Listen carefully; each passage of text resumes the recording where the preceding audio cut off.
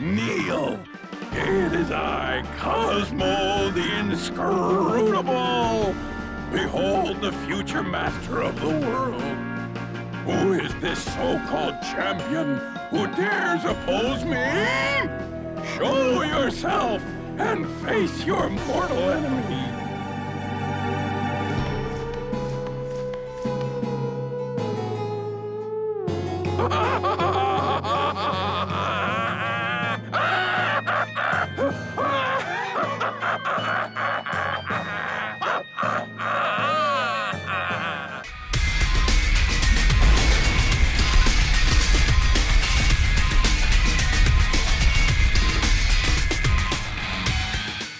Hey there everyone, welcome to CrapgamerReviews, the home of no rules reviews. What's no rules reviews mean exactly? It means whatever the hell I want it to mean.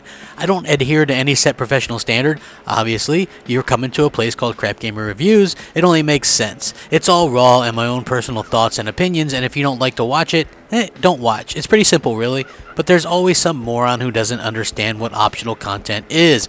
Back to the topic at hand, we're doing a review, and I'm taking a look at VooDoo Vince for the original Xbox.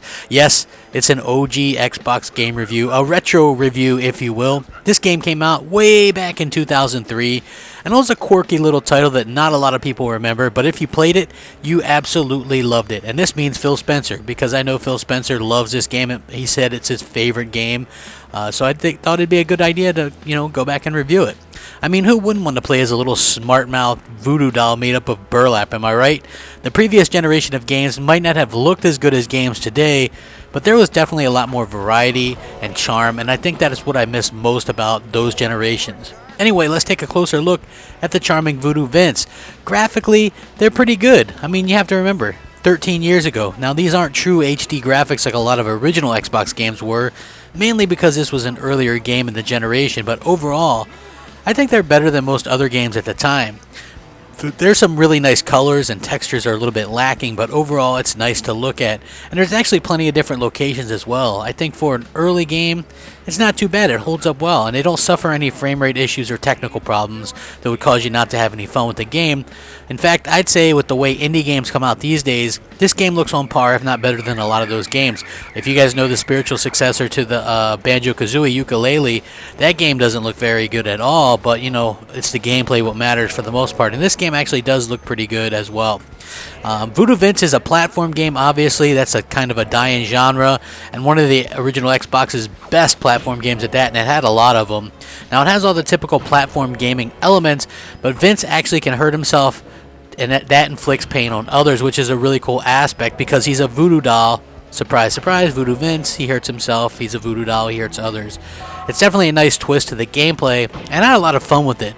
Now, scattered throughout the game's levels are special items for Vince to collect, like zombie dust bags, and when you collect 100 of these, you increase Vince's health bar, hearts, which give you extra lives, and those are collected from fallen enemies. You fill VooDoo Vince's power meter, and then you can do a special move. Now, many of the game's levels have some sort of puzzle in which Vince must activate some sort of device in order to use it to inflict pain on himself to destroy others, or larger boss enemies and things like that.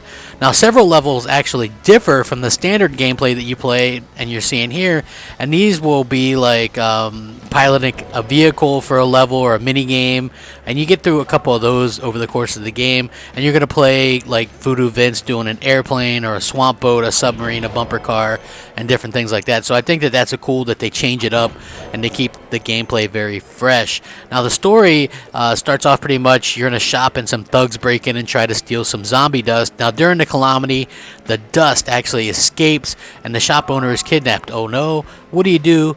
Vince wakes up and through a telepathic link goes on his way to try to rescue her. Overall, it's a typical rescue plot in a platform game, but it's still fun and it's interesting, and actually the telepathic link from the voodoo lady helps you throughout the game, giving you hints and tips and things like that, so it's really cool.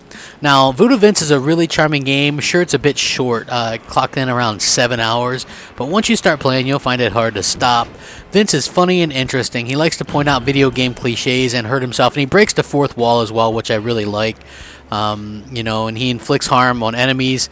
It's really cool, man. VooDoo Vince is a lot of fun, and it's not a terribly expensive game, so I definitely recommend it if you're a retro gamer or looking at games for quality platformers. But be warned, this game doesn't play on the Xbox 360.